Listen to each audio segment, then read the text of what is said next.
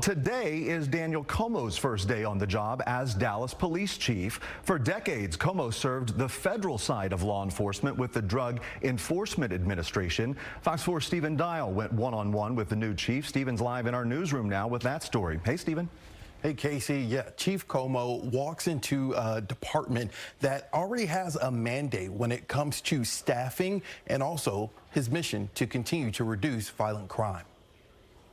How does it feel to be in a police uniform? Man, I'm excited to be in this uniform. Going back to where I started, it's full circle. Feels really, really good.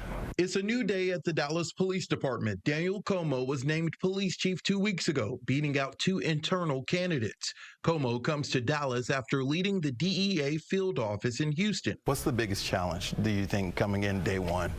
Look, day one, I want to figure out how we can get more officers here. The residents want more officers, the council wants more officers, and I can assure you that the officers want more officers. So we're going to really work hard to get more. Last November, voters approved a mandate to increase the number of officers in the department to 4,000. Currently, DPD has 3,100. In February, council agreed on hiring 300 officers in the next fiscal year. The current climate that we're in, how can you ensure that people in certain pockets of this community are comfortable coming forward to officers about crimes without fear of them possibly not being in this country anymore? We have to go back to some of the old school things that police used to do, which is being in the communities, letting the communities know that we're a part of them also.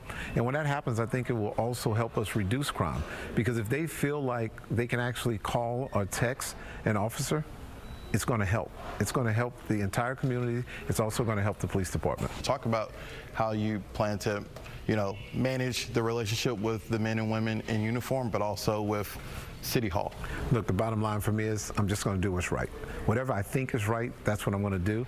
And I feel very confident that that will take care of the officers, and it will also take care of City Council, and it will also take care of the residents. When you guys, all the candidates met the community, you told our reporter that you're an outsider, so you're not beholden to anyone. Talk about being an outsider, making it a good thing, not a negative thing. I come in, I owe no one any favors. I'm coming in, I wasn't a classmate of anybody, right? So I'm going to put a fresh set of eyes on it. Those who work will get everything they deserve, and they'll probably get more than they deserve if they're a worker. But those who don't work, they'll understand that they need to work if they want to be a part of this command staff.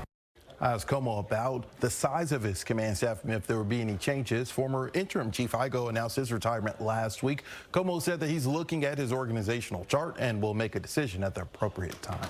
A big job ahead. Stephen Dial live for us tonight. Stephen, thank you.